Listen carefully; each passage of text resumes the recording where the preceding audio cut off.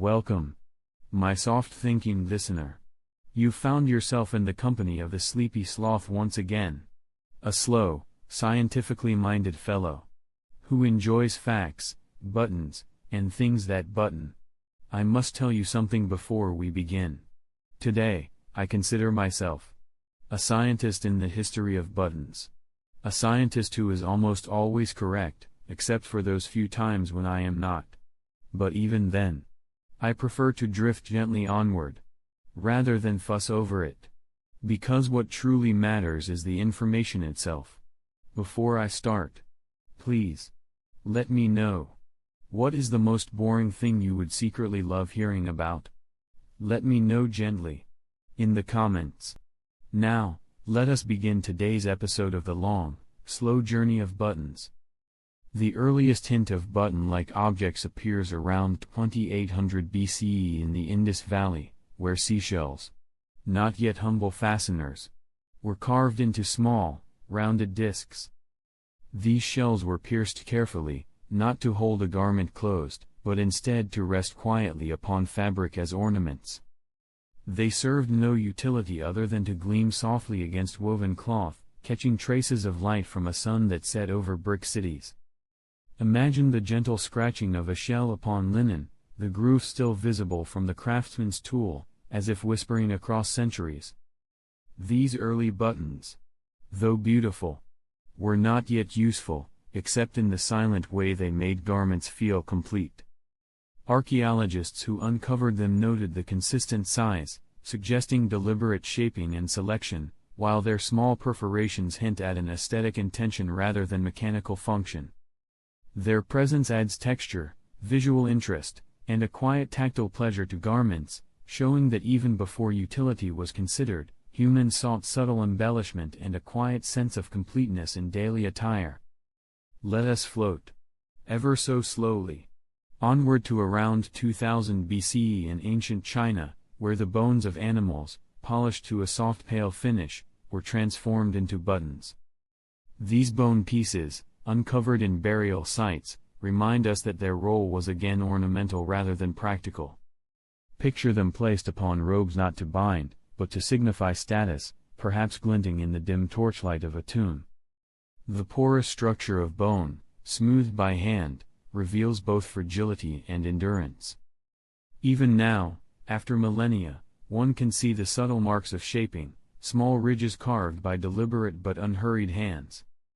These objects were likely selected for their color, grain, and slight translucency, with each button quietly reflecting the skill of the artisan. No one asked for these tiny circles to be remembered. And yet, here we are, tracing their silent journey from decorative curiosity to historical artifact, appreciating the careful shaping and subtle symbolism embedded in each small piece of bone. But first, a small detour into stone. Around 1500 BCE in Mesopotamia, small beads resembling buttons were worn and displayed.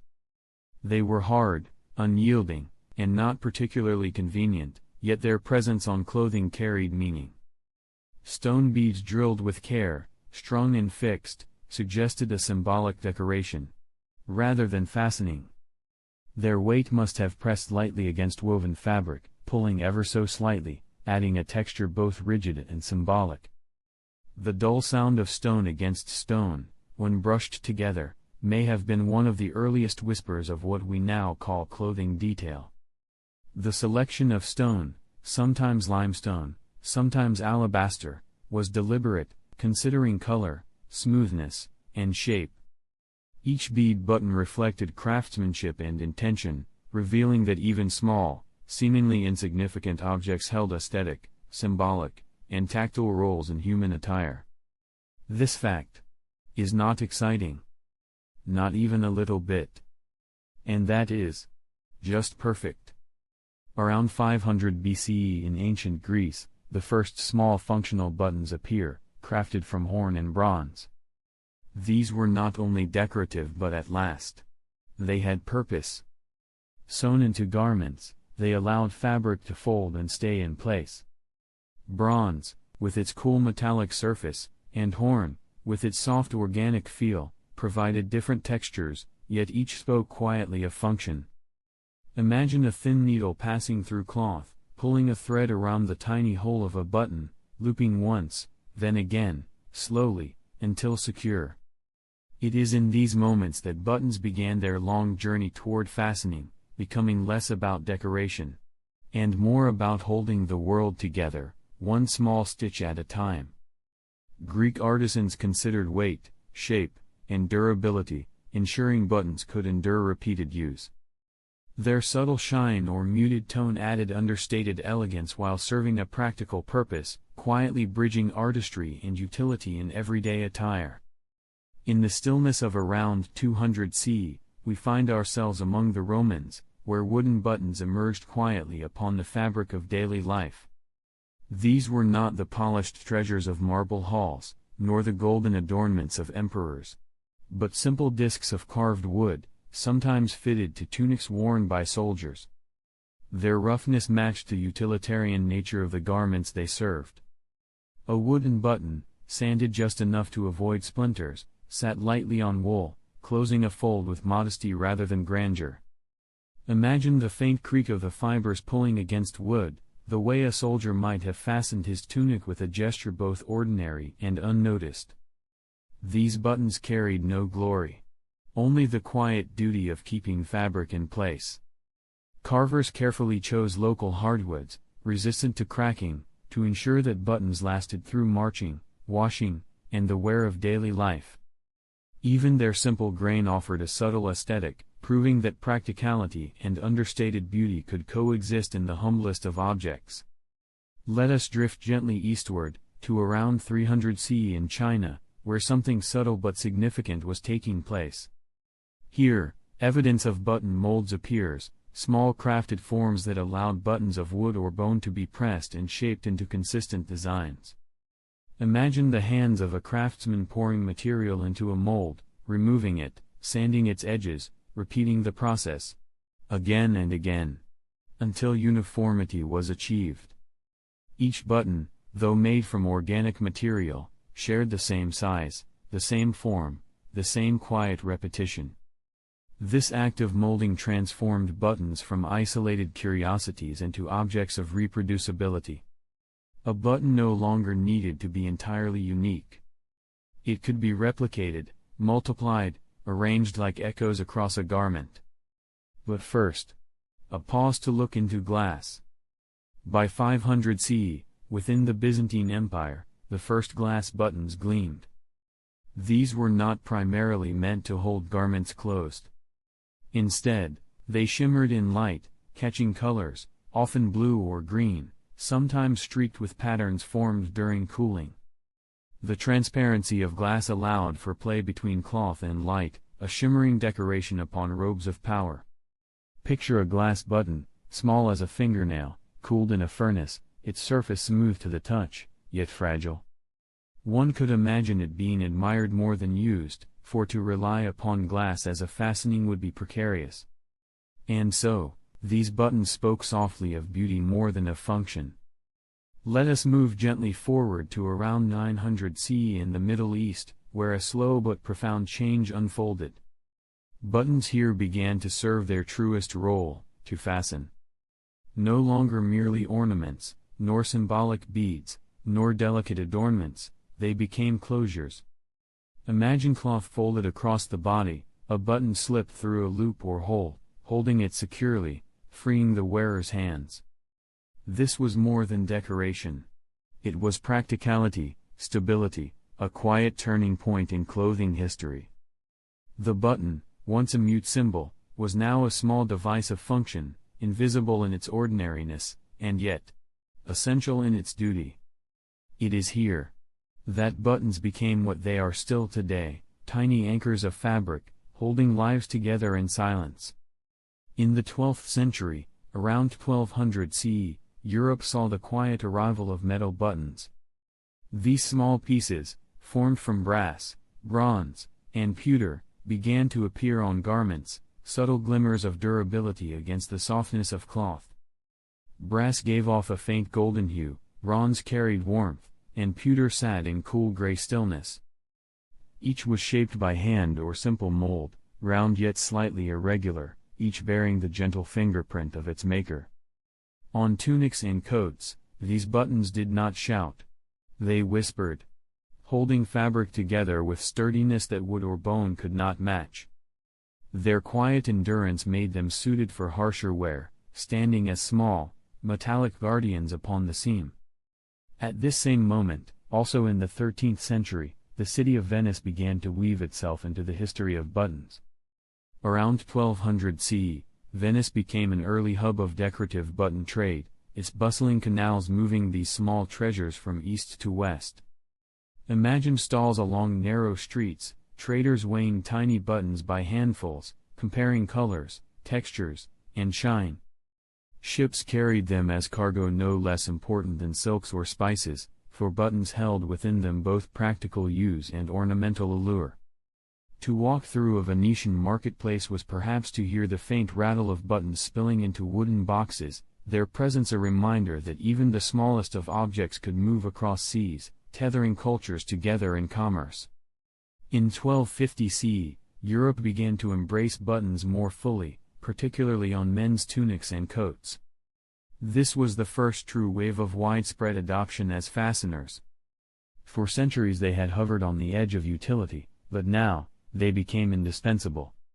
Picture a tunic with rows of small buttons lined neatly down the chest, each one carefully fastened in succession, transforming loose fabric into a fitted garment. It was an act of daily ritual, button by button, fastening oneself into the shape of social order, where clothing reflected both function and decorum. The rise of buttons was slow, steady, and, to those living then, almost unremarkable.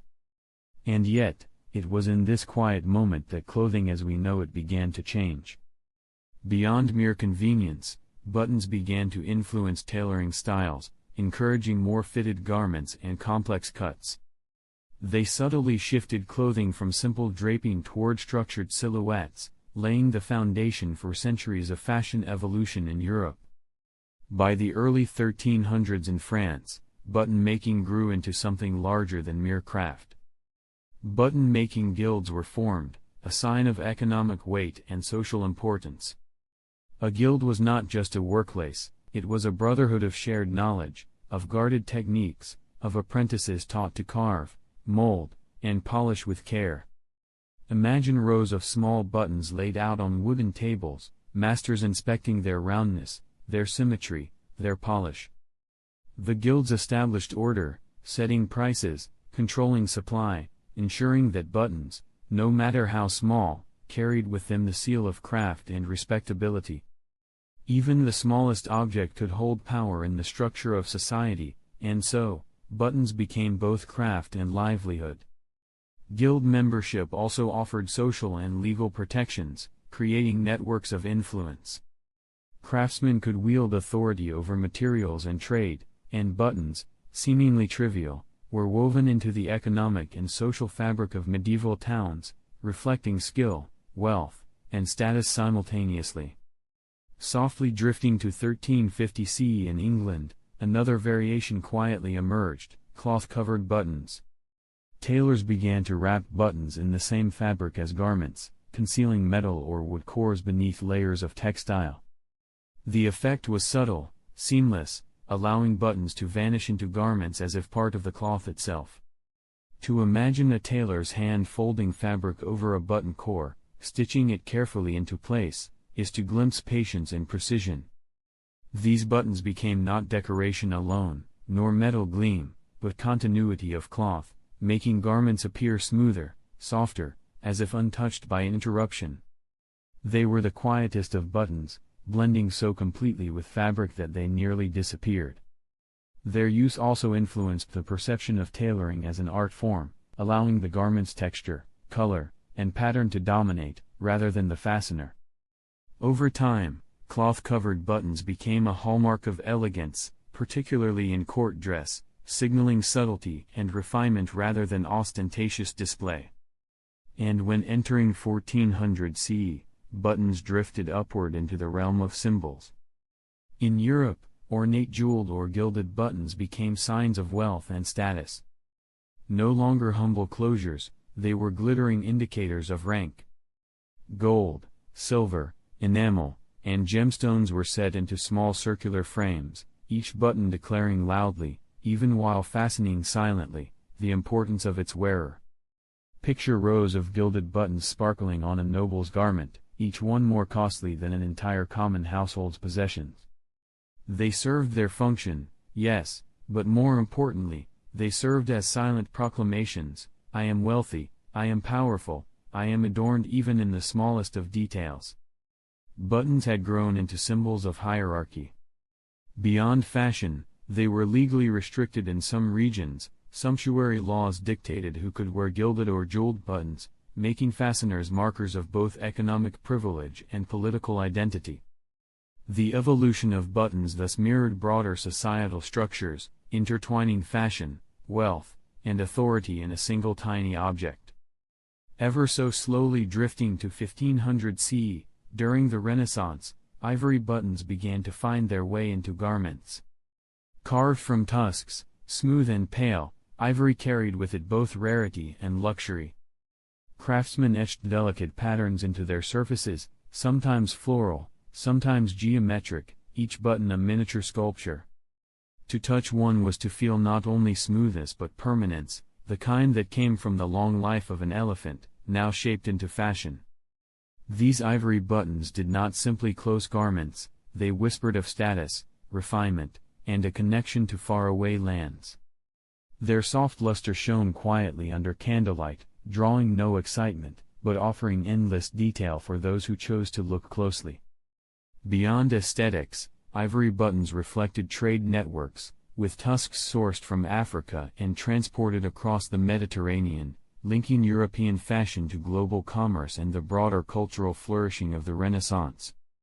In the 1600s in England, stamped pewter buttons brought with them a quiet revolution in production. With stamping, designs could be impressed quickly, allowing for consistency and mass availability.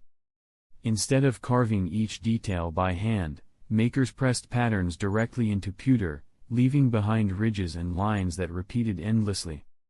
Imagine a tray of stamped buttons, identical, each bearing the same emblem, the same shallow motif, each indistinguishable from the next.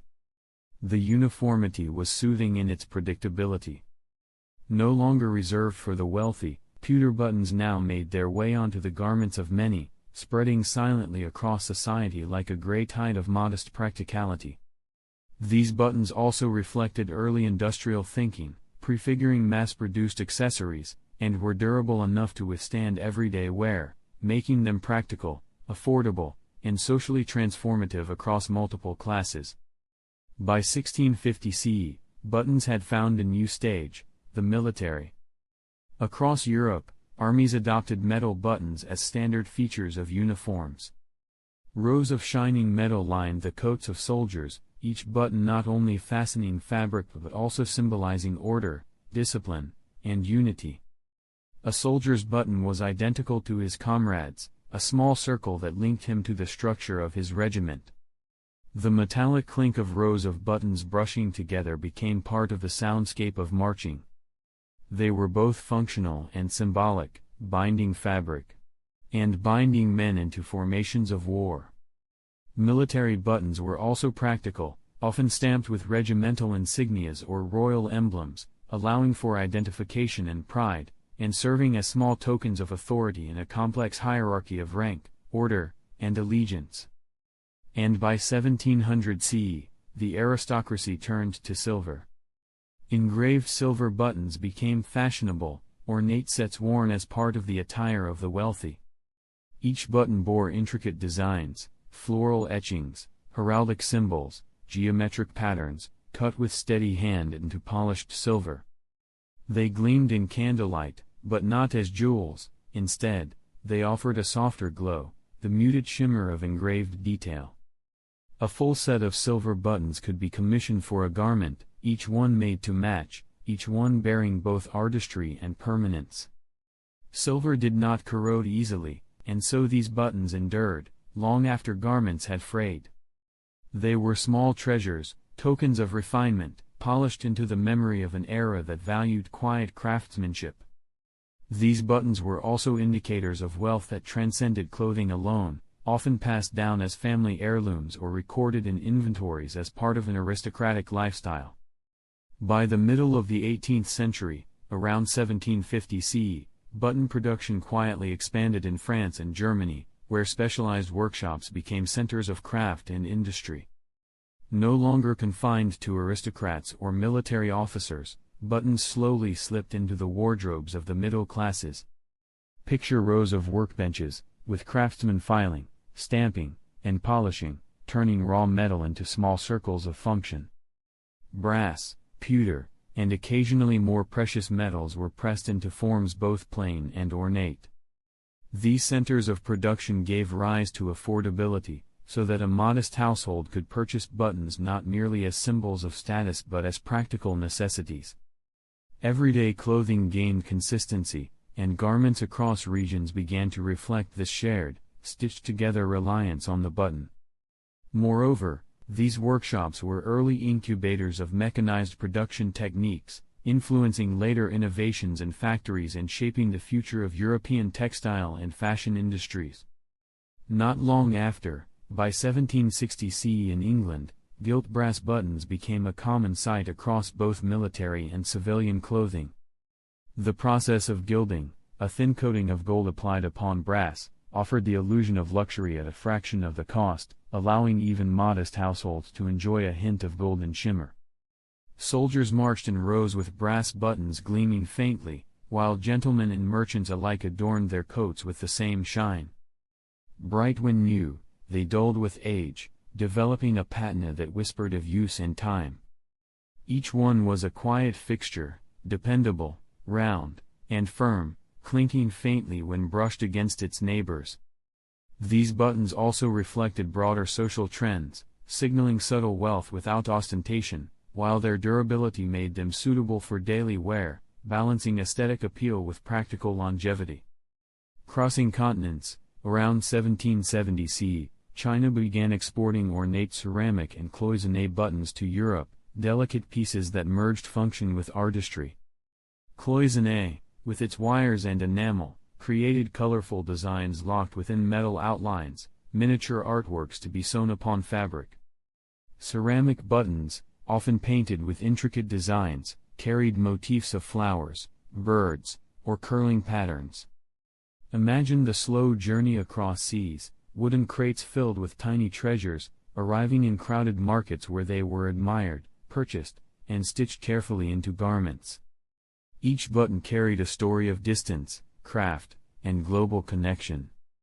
These imported buttons influenced European tastes, introducing new color palettes and decorative motifs, inspiring local artisans, and gradually integrating faraway artistic traditions into domestic fashion, bridging continents through small, functional objects.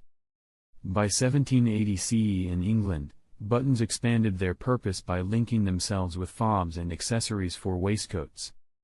A fob button might connect to a watch chain, allowing a gentleman to secure his timepiece discreetly while keeping it close at hand. These buttons became both anchor and ornament, fastening not only fabric but objects of utility. Imagine a waistcoat, its fabric smoothed flat, with a polished button that secured the treasured possession of a watch. Small companions in daily ritual, they turned ordinary dress into a quiet choreography of function and refinement. In this way, buttons became markers of social standing, as the presence of a visible fob often hinted at wealth, punctuality, and the discipline of a gentleman's daily schedule.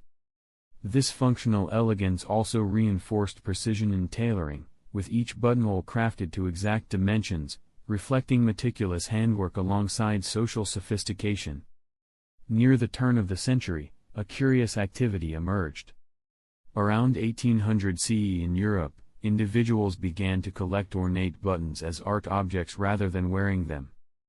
Instead of fastening cloth, they were placed carefully in boxes and drawers, admired for their craftsmanship, material, or design. Picture someone lifting a lid to gaze at rows of buttons, each polished and unique, lined neatly like coins of fashion. Through collecting, buttons transcended their ordinary purpose, becoming objects of study, memory, and contemplation. Their smallness invited focus, and their variety rewarded it endlessly. Some collections grew into hundreds, later inspiring exhibitions and trade networks, as buttons became prized tokens exchanged by enthusiasts seeking the rarest forms of decoration.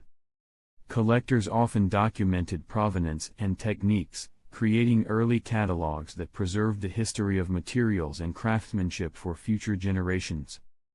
Across the Atlantic by 1810 CE, prosperity buttons rose in popularity in the early United States, large, decorative pieces made from glass and metal. Their size and sparkle were designed to signal abundance and optimism in a growing nation. On coats and jackets, they did not blend quietly but instead stood out, glinting with the confidence of new wealth. Imagine one, round and broad, its glass face catching firelight like a jewel stitched to fabric. These were bold closures, statements of prosperity rather than simple fasteners. Many were gifted or purchased as symbols of aspiration, reflecting the optimism of expansion, commerce, and the young republic's belief in visible success. They also highlighted technological advances in glass and metalwork, as factories and skilled artisans could produce consistent, durable, and highly decorative buttons for an expanding, status-conscious population. Moving forward to 1820 CE in France, porcelain buttons were introduced as delicate luxury embellishments. Crafted from fine porcelain, they offered a smooth, cool surface that could be painted with flowers, landscapes, or abstract flourishes. Each was essentially a miniature artwork, glazed and polished to a shine.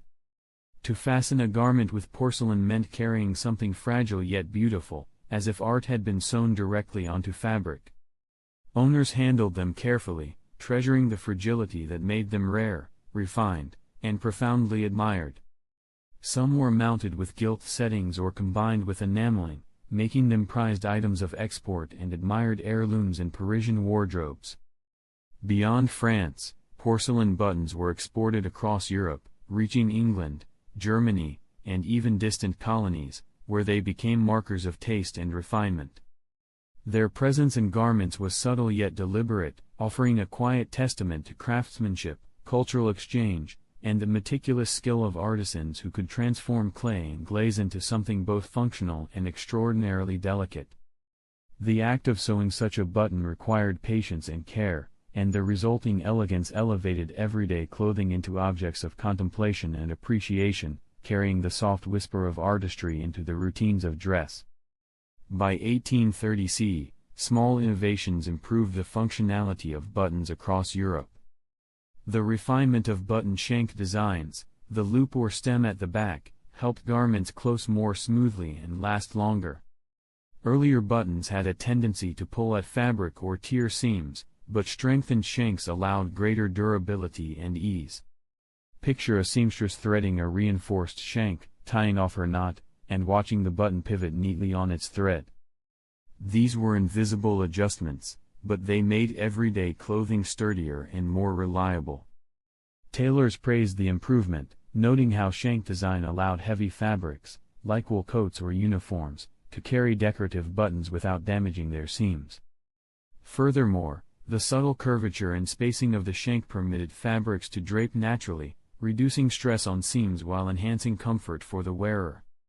This quiet evolution in button engineering reflects the careful observation and incremental ingenuity that characterized European tailoring in the early 19th century, demonstrating that even the smallest details could have lasting practical and aesthetic impact. Each reinforced shank was a minor triumph of design, unnoticed by most, yet crucial for garments that were daily companions. In England by 1840 CE, gutta percha buttons appeared, made from hardened natural sap extracted from tropical trees. This was one of the earliest materials resembling plastic, smooth to the touch yet durable in form. The buttons were typically dark, plain, and modest, lacking ornament but offering strength and affordability. Their rubbery texture and resilience marked them as practical choices, precursors to the great age of synthetic materials. While not elegant, they spoke of modernity, everyday objects bridging the old world and the coming industrial one. Gutta percha also found use in telegraph cables and dentistry, which gave the material a reputation for being adaptable and unmistakably linked to technological progress. These buttons could withstand moisture and temperature variations better than earlier natural materials, making them reliable fasteners for both workwear and casual garments. Their subtle sheen, tactile resilience, and muted color palette made them quietly fashionable for those who valued durability over ornamentation, hinting at the increasingly industrialized future of clothing and household objects. A decade later, in 1850 CE, Bohemia produced pressed glass buttons that became fashionable across Europe. Glass, shaped in molds and pressed with designs, could take on vivid colors, textured surfaces, and lustrous finishes. Some shimmered with metallic overlays, others glowed with painted motifs applied from behind. Imagine stalls filled with hundreds of them, laid out like bright candies in a marketplace, affordable and eye-catching. They were admired for their variety, spreading charm through ordinary wardrobes and offering beauty in inexpensive, durable forms. Entire sets could be purchased for children's dresses or workers' coats, democratizing fashion by bringing decorative elegance within reach of households that could not afford silks or porcelain. The process of pressing glass required skill and patience, with molten or softened glass carefully guided into molds and cooled slowly to prevent cracking. Craftsmen sometimes added patterns or luster coatings, creating subtle visual effects that caught light differently depending on angle and motion. In 1850, pressed glass buttons embodied both innovation and accessibility, blending artistry, industrial technique, and everyday utility into a small, tangible object, quietly brightening lives across social classes. By 1854 CE, as the American Civil War unfolded, buttons assumed a distinctly military role in the United States. Vast numbers were pressed from brass, stamped with state or regimental insignia, and issued to soldiers on both sides of the conflict. Each coat bore these tiny emblems of allegiance, stars, eagles, or initials that linked men to their units. A soldier by firelight might run his fingers across the raised surface, drawing comfort from its familiarity. These were no longer ornaments alone, but silent tokens of identity, belonging, and duty. After battles, discarded or lost military buttons became relics collected by families and archaeologists, preserving traces of individual service and the immense scale of the war. Many buttons were recovered from battlefields decades later, offering historians clues about regiments, uniforms, and even movements of troops. They reflected craftsmanship at scale, stamped quickly yet accurately, balancing practicality with symbolic meaning. In 1854, the humble military button quietly bore the weight of personal identity, national allegiance, and historical memory, bridging individual experience and collective history, while fastening garments in the slow, enduring rhythm of everyday life during conflict. In the year 1860, along the quiet bends of the Mississippi River, there shimmered something that would change the small details of clothing forever. Freshwater mussels, lying silently in the riverbeds, carried within their shells a pearly lining that glowed like soft moonlight. Craftsmen learned to cut these shells into small discs, shaping them into buttons that were not only sturdy but also carried the gentle iridescence of the river itself.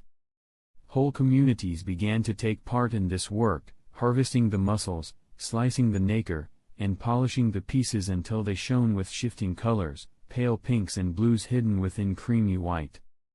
The Mississippi became a place of both industry and shimmering beauty, though the discarded shells piled high along the banks whispered quietly of nature's cost. These buttons, smooth and cool to the touch, would be sewn onto dresses and coats, carrying a piece of the river into parlors and city streets far away. The 1860s marked the true blossoming of this industry, where a hidden treasure from the riverbed found its way into the ordinary lives of countless wearers, shimmering softly with every movement. By 1865, in the workshops and forges of Europe, the story of buttons turned toward something more ordinary but no less important. Steel, once reserved for stronger tools and weapons, found a quieter purpose in the stamping presses that shaped countless small discs. When pressed into simple forms, these became the humble steel button, sturdy, plain, and inexpensive. For the first time, workers in fields, factories, and growing cities could afford clothing with reliable closures, made not from delicate pearl or expensive brass, but from strong metal shaped quickly by machine. The process of stamping, unlike the slow carving of shell or hand casting of brass, allowed thousands to be produced in a single day. The cool, gray gleam of the steel button carried less romance than mother of pearl, but it spoke of practicality, of durability, of clothing designed to withstand long days of labor. These buttons told the story of industrial progress, where function mattered more than ornament, and where the hum of the machine shaped everyday life just as firmly as any great invention. In these small objects, one could glimpse the steady march of the Industrial Revolution, where beauty sometimes gave way to utility, yet left behind a kind of quiet dignity. And in 1870, across the ocean in the United States, a very different kind of material found its way into button form: rubber. With the discovery and popularization of vulcanized rubber, makers experimented by shaping this pliable, slightly fragrant material into buttons that were flexible and unusual to the touch. Unlike the hard gleam of steel or the cold smoothness of shell, these buttons seemed to have a faint softness beneath the fingers, an odd little novelty that charmed some wearers and puzzled others. They did not shine like pearl or endure like brass, but they carried the spirit of experimentation, of a century that loved testing the boundaries of new materials. Clothing of the time occasionally bore these curious dark buttons, and though they never replaced sturdier rivals, they remained as a playful chapter in the tale of closures, proof that even the smallest things could carry the excitement of invention. By 1880, the world of buttons took a bold step into the future of plastics with the arrival of celluloid. This material, often called one of the earliest plastics, could be dyed in bright colors, molded into countless shapes, and polished to resemble ivory or tortoiseshell. It seemed, at first, like a miracle substance, light, inexpensive, and wonderfully versatile. Yet hidden within was a dangerous flaw, for celluloid was also highly flammable. Still, button makers embraced it, cutting and pressing the material into discs that gleamed with artificial beauty, sometimes marbled, sometimes plain, sometimes painted with delicate designs. The buttons carried with them the promise of a new age, where chemistry could create what nature once provided.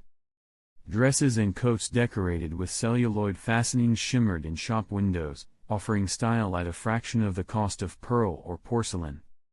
But whispers of risk traveled too, stories of combs, toys, and even buttons igniting near open flames. Even so, in 1880, celluloid buttons marked an undeniable turning point, the marriage of fashion with synthetic chemistry, a step toward the modern plastics that would soon reshape not only clothing but the entire world of manufactured goods. By 1890, in Europe, the small world of buttons had grown ever more intricate, as decorative picture buttons began to appear. These were not merely functional closures but tiny canvases, painted or printed with miniature scenes, pastoral landscapes, floral arrangements, or abstract motifs. Each button required careful attention, often crafted in workshops that specialized in enamel, paint, or early lithographic transfers. Imagine a single button, scarcely larger than a coin, yet containing a tiny painting that might evoke a quiet garden, a distant village, or a fleeting narrative frozen in enamel. Worn on a coat or blouse, these buttons invited closer inspection, rewarding patience and curiosity. Their popularity coincided with a European fascination for small-scale beauty, and collectors began to notice them as objects of study and desire. The artistry involved was subtle, relying on the skill of engravers and miniature painters, often overlooked by casual observers but treasured by connoisseurs of delicate craft. In 1890, picture buttons represented both innovation and refinement, proof that even the tiniest object could carry the weight of design, imagination, and personal expression, floating quietly at the edges of fashion's daily rhythm. Around the turn of the 20th century, in the year 1900, the quiet town of Muscatine, Iowa, emerged as the global center for the production of mother-of-pearl buttons. The shells harvested from rivers and lakes were meticulously cut, polished, and shaped into discs that glimmered with iridescence reminiscent of moonlight or softly shifting water. Muscatine's factories, powered by both water and early mechanized tools, produced enormous quantities of buttons that were exported worldwide, adorning garments in Europe, Asia, and the Americas. The work was painstaking. Each shell had to be measured, sliced, drilled, and buffed, so that the buttons were both smooth to the touch and durable enough to withstand repeated use. The town became so intertwined with the industry that entire families, and sometimes entire neighborhoods, lived from the gentle rhythms of shell cutting. Each button carried not just beauty but a fragment of the river itself, the quiet shimmer of aquatic life transformed into a practical object, a whisper of natural wonder sewn into everyday life. The year 1900 marked a peak in both scale and refinement, when mother-of-pearl buttons were simultaneously utilitarian, decorative, and quietly emblematic of American ingenuity in a slowly modernizing world.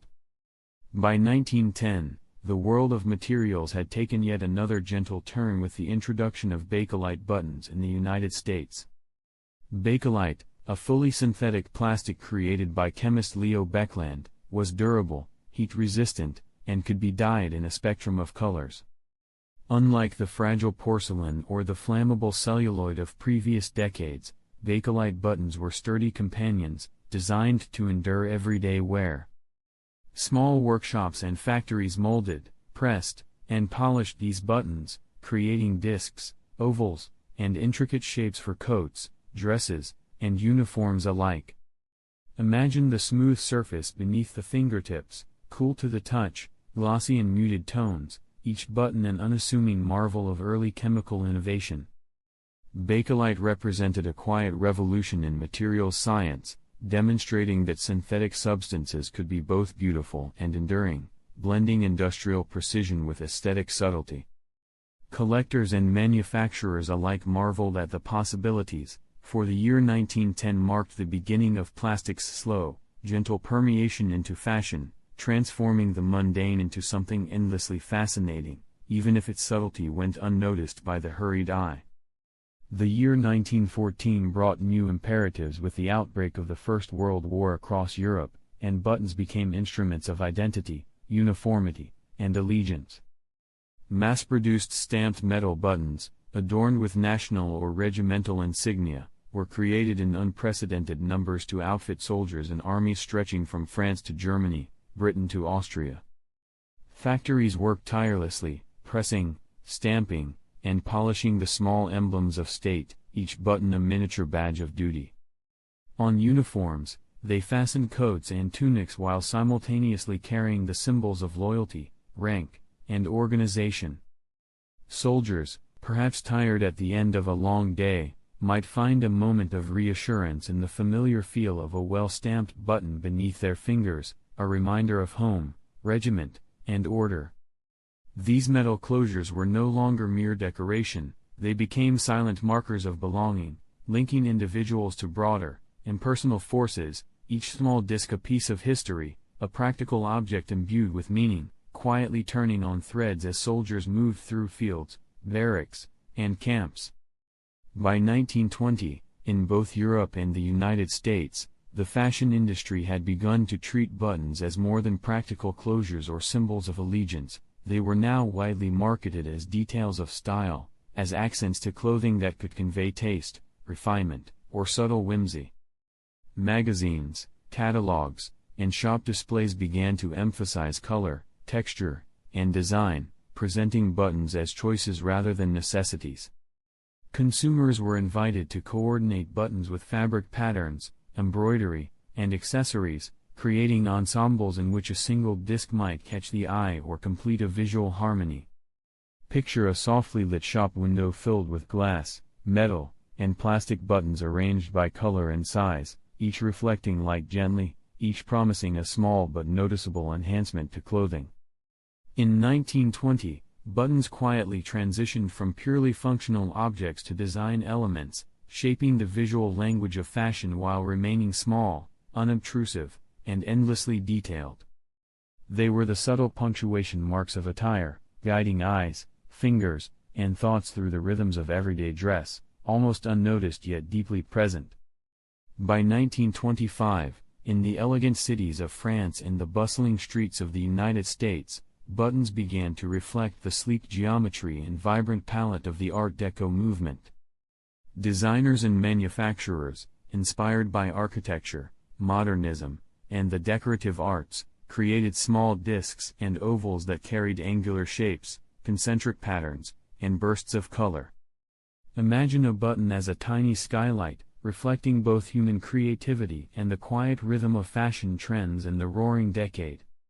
These buttons were often made of glass, metal, or early plastics, sometimes painted, sometimes etched, their surfaces catching the light in precise ways.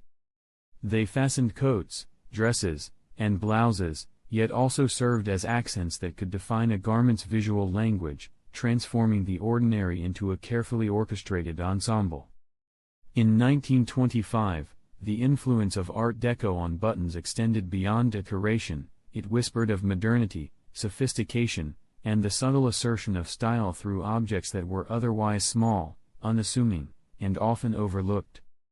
Their geometric precision contrasted with the soft folds of fabric, creating a quiet tension that pleased the eye and satisfied the tactile curiosity of wearers, demonstrating that even the tiniest closures could participate in the grand movement of visual culture.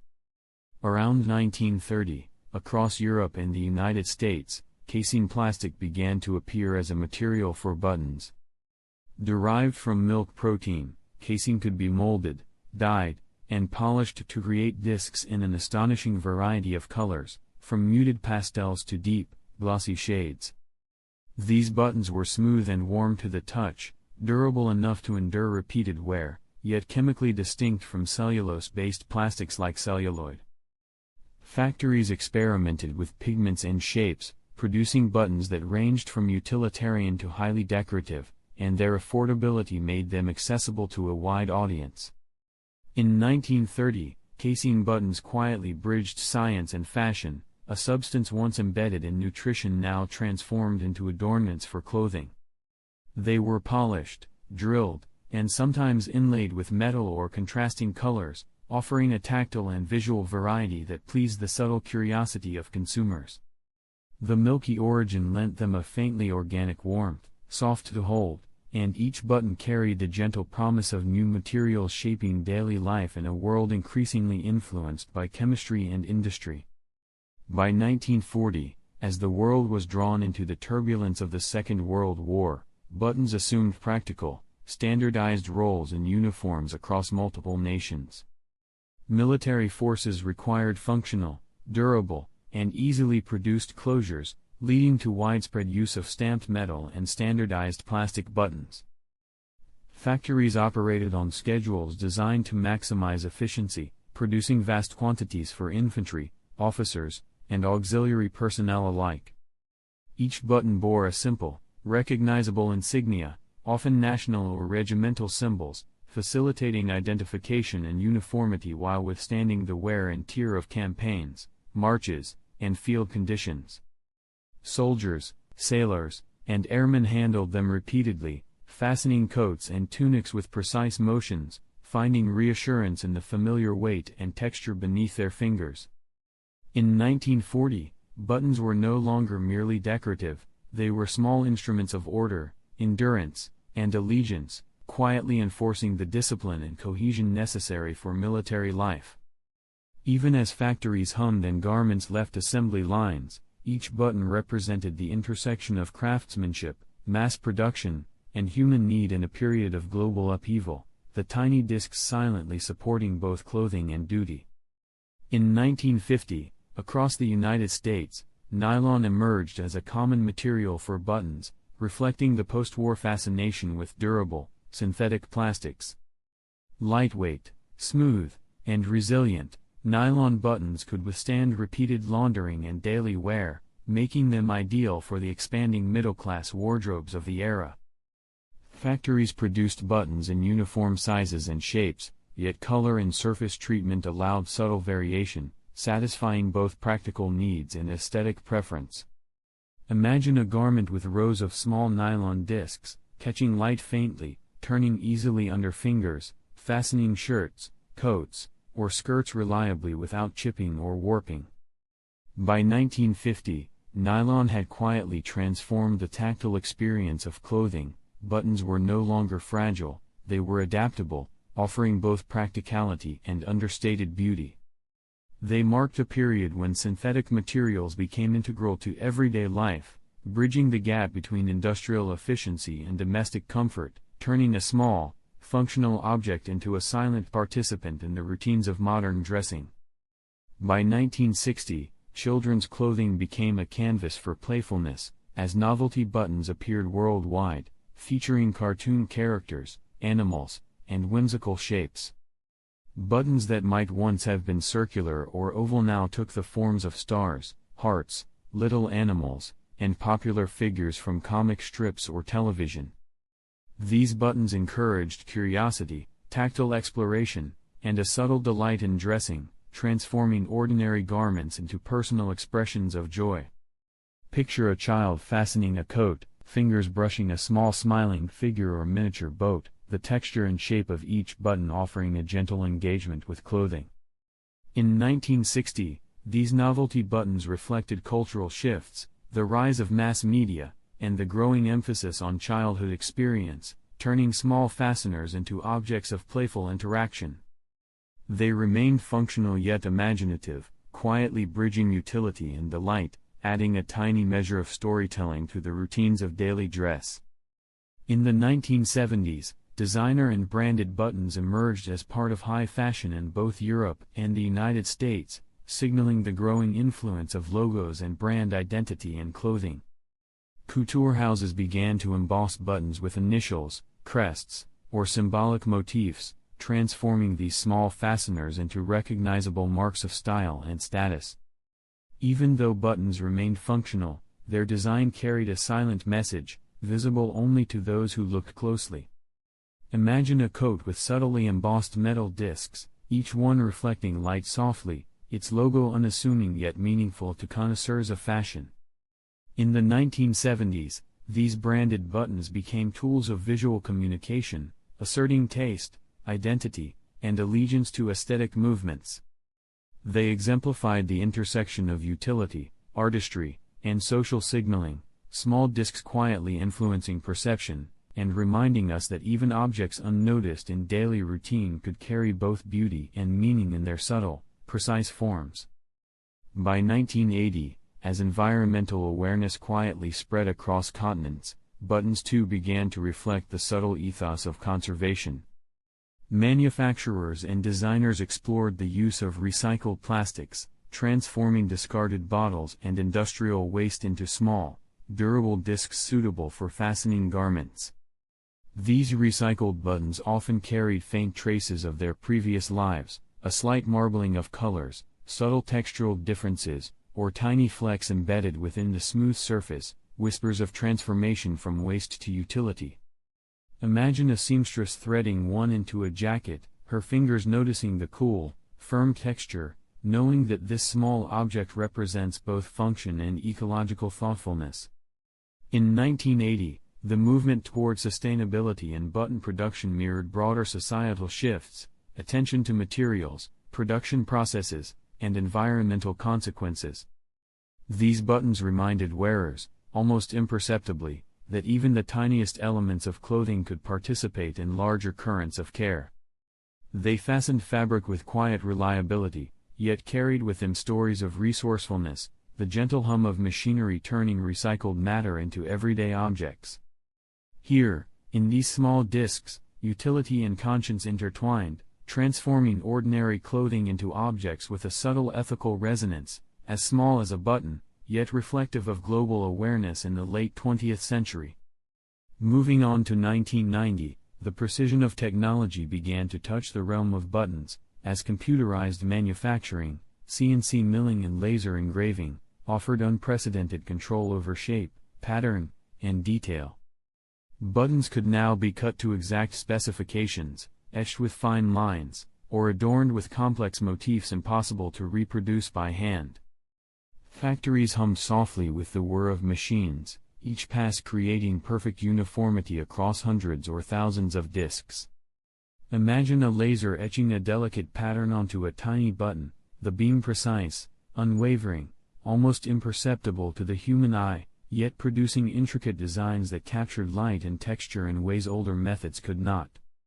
In 1990, computer-assisted button making quietly bridged the artisanal and the industrial, allowing designers to experiment with patterns, materials, and finishes at a scale that remained controlled yet innovative. These buttons carried a subtle perfection, merging functionality with aesthetic complexity, and reflected a world increasingly dependent on technology for precision, even in objects as small and humble as a closure on a sleeve. Around the year 2000, interest in organic and eco-friendly materials brought a revival in natural buttons. Designers explored coconut shell, Corozo nut, bamboo, and other plant-based materials, shaping discs that were smooth, warm to the touch, and biodegradable. Coconut shell buttons, for instance, retained a faintly fibrous texture and soft brown tones, while Corozo, sometimes called vegetable ivory, allowed delicate carving and intricate detailing. These buttons were modest in appearance, yet rich in subtle tactile and visual qualities. Imagine threading a tiny Corozo disc through a coat, feeling its density and noticing the natural striations that no synthetic material could reproduce. In the year 2000, this embrace of natural materials reflected a growing global consciousness about sustainability and ethical sourcing. Each button fastened garments reliably while carrying the quiet story of plant, soil, and sun, bridging the worlds of fashion, craftsmanship, and environmental awareness. Even in their smallness, they encouraged a slow, thoughtful appreciation of the origins of everyday objects, transforming an ordinary wardrobe into a repository of gentle ecological mindfulness. Around 2010, designers began to experiment with 3D printing as a new medium for buttons.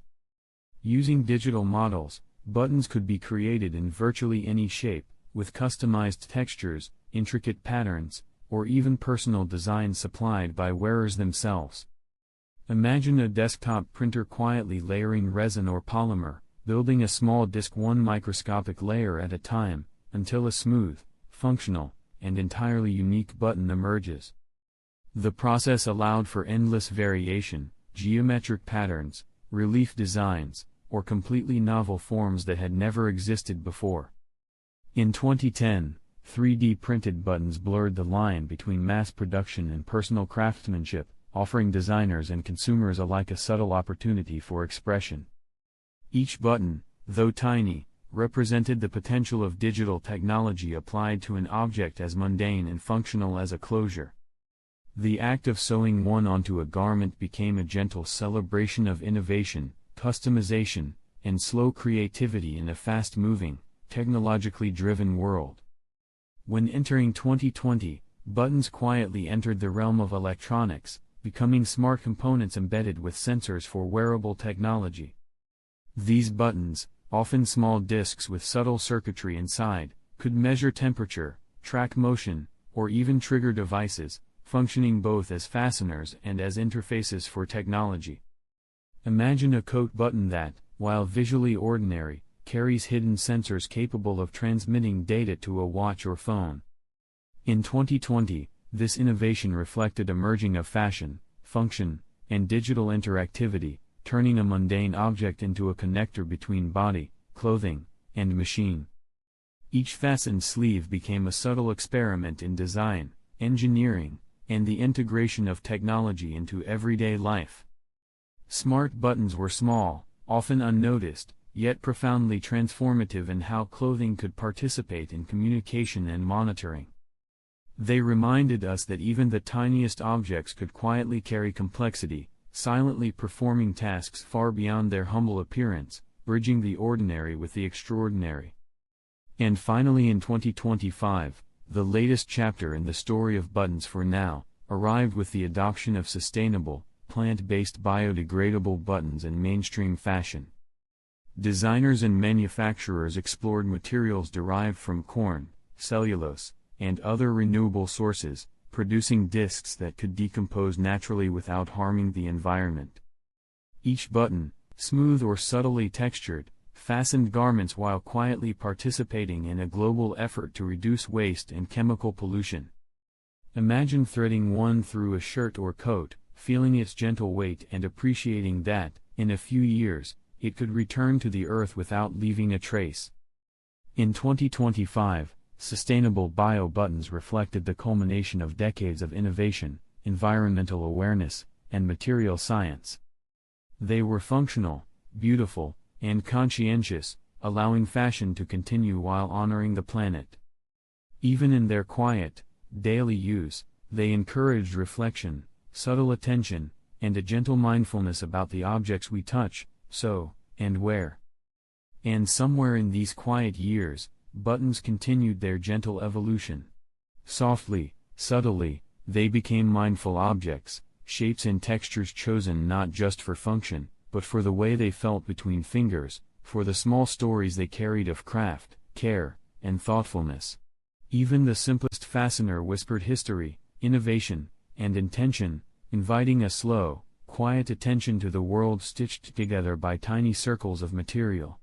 They reminded us, in the softest way, that the objects we touch every day, so small, so ordinary, can hold both memory and meaning, if we let our fingers linger and our minds wander gently alongside them. If your eyes are closed, if your thoughts are drifting, then my job here is done for today. Thank you for spending this unremarkable moment with me.